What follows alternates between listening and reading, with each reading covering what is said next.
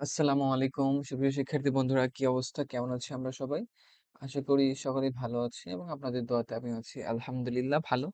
তো আজকে আমরা নবম দশম শ্রেণীর উম গণিতে আসা কিছু এমসিকিউ সলভ করব, যেগুলো আমাদের আহ এসএসসির জন্য ইম্পর্টেন্ট এবং বিভিন্ন চাকরির পরীক্ষার জন্য খুবই ইম্পর্টেন্ট।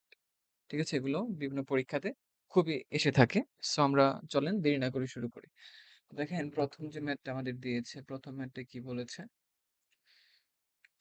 প্রথমেতে আছে যে X minus A minus B into one by X plus one by A plus one by B is equal to zero হলে এক্স এর মানটা কত, এটা আমাদের বের করতে হবে।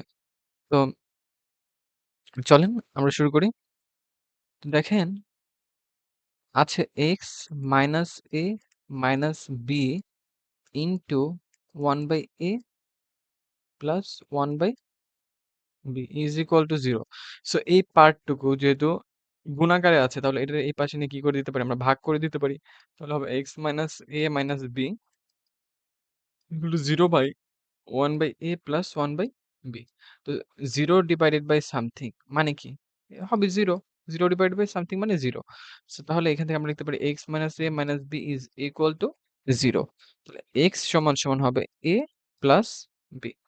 তাহলে আমাদের a প্লাস b এটা হবে অ্যান্সার। সো চলেন দেখি আমাদের কোনটা মিলে। ক নাম্বারটা a প্লাস b। তো দেখেন কত সুন্দর চমৎকার একটা ম্যাথ আমরা সলভ করে ফেললাম। তো এইরকম সুন্দর সুন্দর ম্যাথ যদি আরো সলভ করতে চাই, তাহলে আপনারা আমাদের সাথেই থাকেন এবং আমাদের যে চ্যানেলটি আছে ইংলিশ উইথ উদয় ভাইয়া, ওই চ্যানেলটিতে সাবস্ক্রাইব করে দিবেন এবং ভিডিওটিতে একটি লাইক দিবেন। আর বুঝতে কোনো সমস্যা হলে কমেন্টে জানাবেন। ধন্যবাদ সবাইকে। আসসালামু আলাইকুম ওয়া রাহমাতুল্লাহি ওয়া বারাকাতুহু।